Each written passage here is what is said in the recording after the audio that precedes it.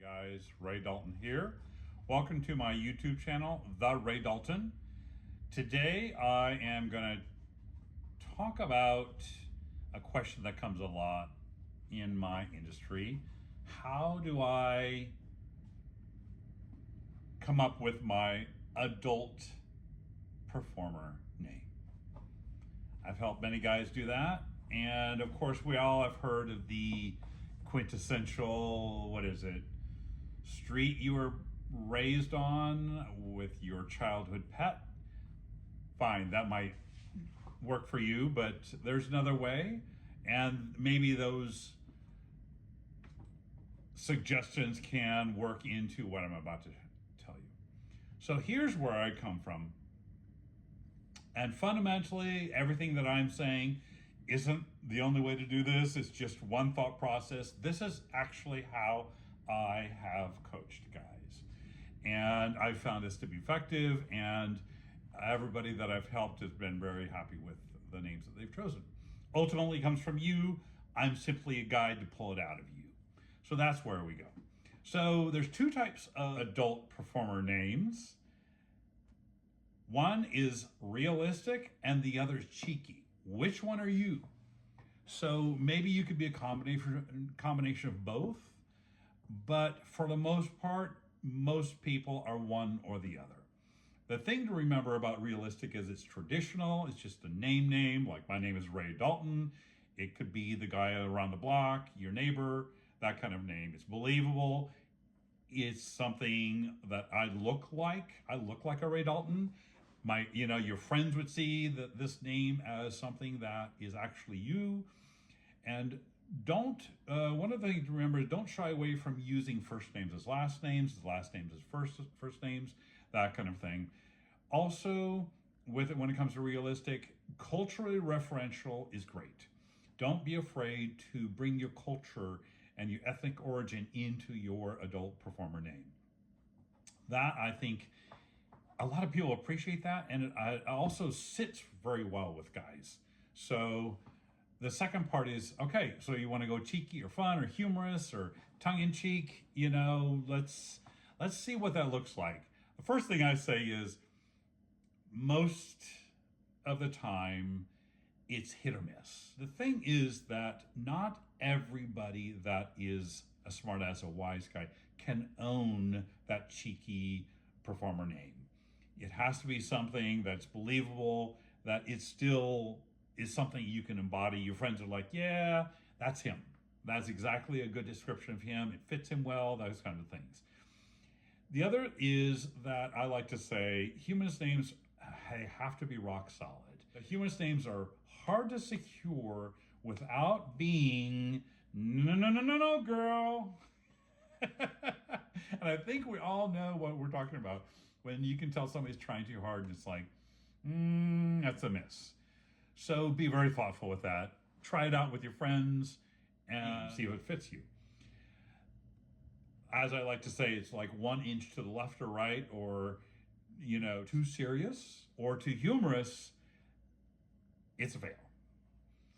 The other thing to remember when it comes to cheeky and getting your porn name is don't be self-aggrandizing. In other words, the word hot shouldn't be in your porn name. It's my 2 cents worth that I don't get to tell people that I'm hot. It's your job to look. I get to describe myself and my intentions and describe my values or describe my cultural, it depends on the things that I'm interested in and things I like, as opposed to describing myself as hot. That's just something that I think it's inappropriate, and it comes across as arrogant and perhaps narcissistic. So those are things to remember. Names that are descriptive are really good, especially in the cheeky way. Again, culturally referential is good. And the last part of it is really, can you own it? Can you step into it? Is it something that 2 years down the road, you're just going to be going, I'm still not buying this? So the rule of thumb is when it comes to designing these names, when it hits, it hits. So the next part of this is where you get to pen and paper or write it down on a document. Here's where the research begins. List 12 nouns or adjectives that describe your adult performer vibe, like bold, blue, rough, fuzzy, fury, razor, stone, hardcore. So that's where you start. Second part of that is write 12 to 15 first names and 12 to 15 last names. Pull from what is already your favorite names you've been thinking about. Descriptive is good. Again, culturally referential is good. And remember, if you have to think about it more than 2 seconds, it's a no. So that's the rule of thumb. Once you've made those 3 lists, the reason it's just not just first names and last names, so sometimes it's nice and fun to bring in a name that isn't necessarily a typical first or last name. That's why it's like pull from nouns and adjectives that you can embody, they could be yours. So sometimes I call that the wild card. We love wild cards. All right, now the fun begins. Pairing. Start to pair first names and last names, and don't be afraid to pull those descriptors in. Don't hesitate to mix those up. I like to say play musical chairs with them. Mix them around. Mix them around up and down, left and right, and you'll start to come up with names that you'll immediately go no. And then there's other names that are like maybe, and there's other names that are like you feel really strongly about. You'll start to put those into 3 different categories like that. The real trick is to say it out loud. Start to say them out loud. And as you're saying them out loud, the ones that resonate, you write it down. So write it down. The next one is variations. So some of those words you've written down, let's just say you wrote Frank. Well, maybe as you're putting these names together, Franklin is something that works better. So don't be afraid of doing those kinds of things. Rhythm. When you're saying that adult performer name, does it have rhythm to it? Does it dun dun dun dun dun dun, or is it all over the place? Is it hard to say? Is it phonetically easy? Does it roll off the tongue? Rhyming. I love good performer names that rhyme. First name, last name, some kind of rhyming is cute. It's fun, even if it is fundamental. If it's not even a cheeky name, if it rhymes and you can embody it, I love it. The next part is, I call it a tongue knot. If it is a tongue twister, it is an absolute no. If it's hard for you to say, it's going to be hard for other people to say, which means it's also going to be hard for them to pronounce or write down. So those are things you want to get away from. Later we'll talk about why. If it's hard for people to pronounce it, then it's hard for them to Google it and things like that and find you on the internet. Remember, as an adult performer, we want accessibility. We want people to be able to find us. Our name is our billboard. Our name is what get people to recognize us if they hear that name more than once and again, and they need to be able to remember it and retain it. So that's why it's so critical that we find a name that not only suits us, but also people like and they can remember. Memorable is key. All right, seeing double. Avoid names where the end of the first name is similar to the beginning of the second name. Examples: Rod Dong, or Frank Cade, or Ram Monster. Notice how it's hard to, so the way those would sound in real life is Rod Dong, or Frank Cade, or Ram Monster. And it just blends into each other, and it's not fluid, it doesn't just flow. It's hard to hear how it's pronounced or spelled. Those are some keys there. Too many syllables are forgettable. If it's too much to retain, the listener's just going to go, they check out. So simplicity is the key here. The simpler you can get, even go as far as 1 syllable first name, 1 syllable last name. I'm a big fan of having one name be one syllable and then the other name be 2 or 3 syllables. So keeping it simple like that is it creates a nice rhythm like that. Don't be afraid to ask. As you're starting to phonetically say these names out loud, you'll think of other names and just add them, write them down, add them to the list. Don't be afraid to add, because that's part of the process, the creative process. You're in that zone and you're coming up with things that, oh wait, I thought about this. Let me add this and put it in the mix. That's happened every time I've ever worked with somebody. Another name or 2 or 3 comes up into the mix and we add it to it. Here's a good one. Theft is not sexy. Avoid stealing others' full names. Now, of course, there's no such thing as a truly original name. So one or first name, last name, you're going to be using other names that exist. But the actual pairing names together, it's just not good for establishing credibility in the industry. The industry, where it's a close-knit industry and people care about each other. And one way to show that you care is start fundamentally from the beginning. Don't steal anybody's name unless you go to them and say, hey, is it okay? That's a whole different ballgame.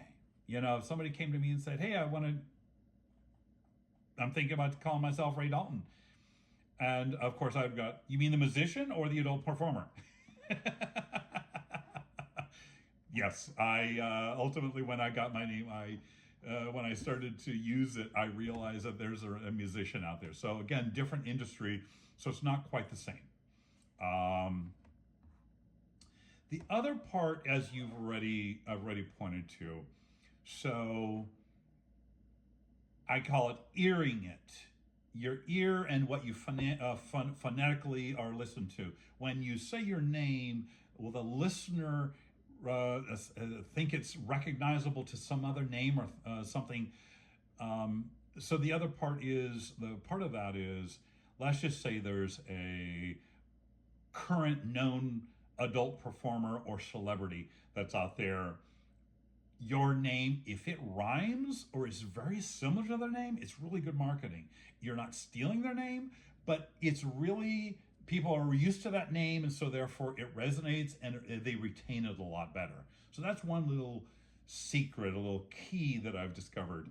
And I'm just going to go back. It sounds like I might have stolen Ray Dalton's name, but actually, technically, as it comes to notoriety, my name was out there and I was notorious before he hit the charts. And so one could say we both kind of started when we started.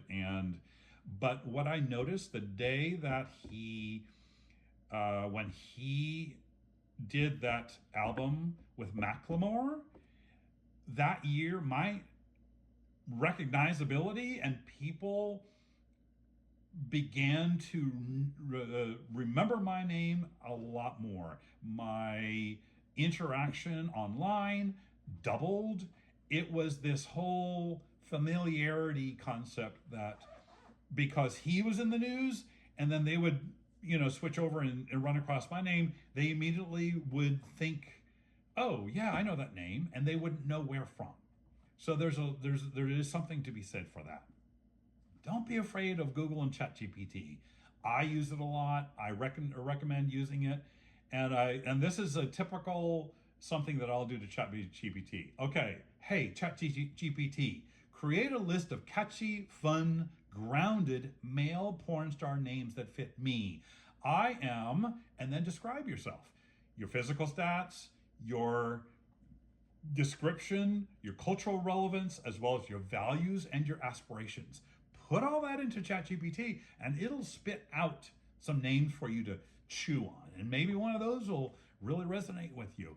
The idea is there's no wrong way to actually do this, and there's no one right way to do this. Get your information from where you get it.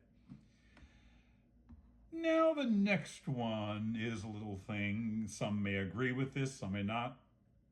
This is where I stand on it. I call it getting fancy. In most cases, avoid using alternate non-Googleable names or versions of common names, because when you search on Twitter, they can't easily find you. Examples is Simon, S-I-M-O-N, spelled S-Y-M-O-N. When you Google one, the other one won't necessarily show up. Randy, R-A-N-D-Y. You might want to get cute and spell it R-H-A-N-D-Y. Or Marcus, M-A-R-C-U-S, is M-A-R-C-K-U-S. You're fine and dandy to go and do that, but remember, it's about marketing. When it comes to marketing, make it easy for the user. Make it memorable. Make it easy for them to spell. Help make it easy for Google. That's the bottom line. The other part of the getting fancy, and this is where it gets next level, my thought. So while it shows getting fancy and creative and alternate names, while it shows individuality and creativity, keep in mind this industry is about sex, a base fundamental human need.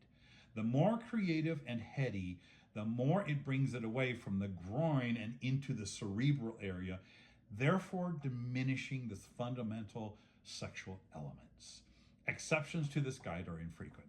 So again, just to think about it, remember, this is the adult industry. We're talking about a fundamental base human fundamental core. And the more the name we call ourselves is speaking to that, it's my understanding, my belief that the more effective and memorable it'll be. The last part of this is single names.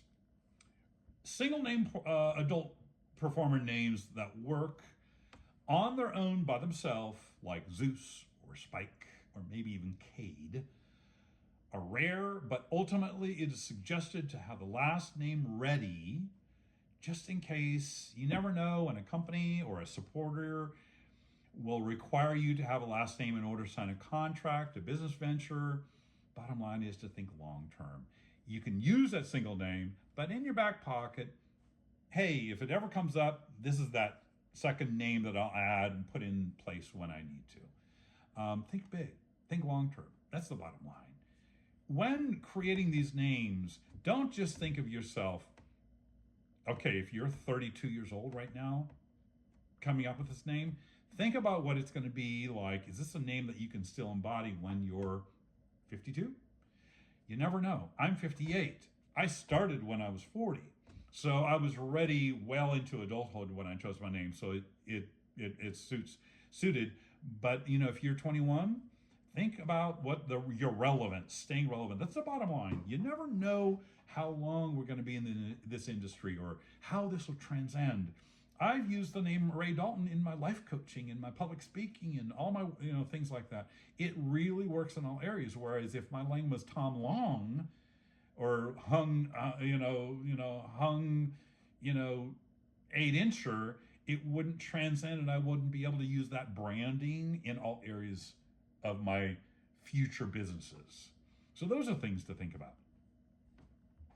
All right, so now that you've come up with maybe three of your top three, the next part of it is starting to vet them. Like, vetting process is the following. Google it. Go onto Google and just see what's out there on those names and see what you come up with. Second part, Google it porn. So this is where, I try to stay away from the use of the word porn, but that's the bottom line. So now Google, here's an example, Frank Stone porn or Frank Stone porn Twitter, and see if that name is already out there and already taken. Those are different ways to ascertain it. Now, the other part that some people have gotten sidelined or kind of a backhanded and they didn't think about is, remember on social media, Twitter, Instagram, Facebook, maybe, you're given a limited amount of characters. And I know somebody who had a adult performer name that was so long it wouldn't fit onto the Twitter profile handle. So think about that as well, just so you know. This is the more you know conversation.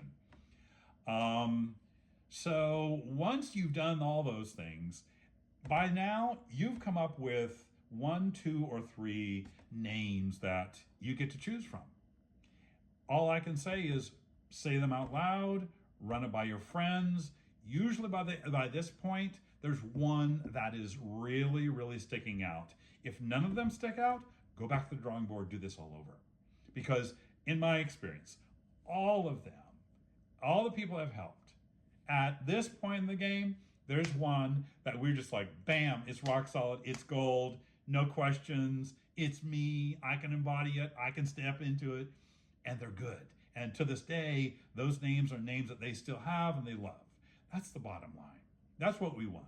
Marketable, you can embody it, it's an expression of yourself, it's real, it's you, it's not being phony, it's not an act. That's the other part of it. You know, I'm all about authenticity, and the authenticity is what people want from you. So that's why I go very much, you can see the vein of what I'm pulling from here is finding an authentic name that you can just own and be that, as opposed to removing yourself to step into that. There's nothing wrong with that. It'll just give you a different result.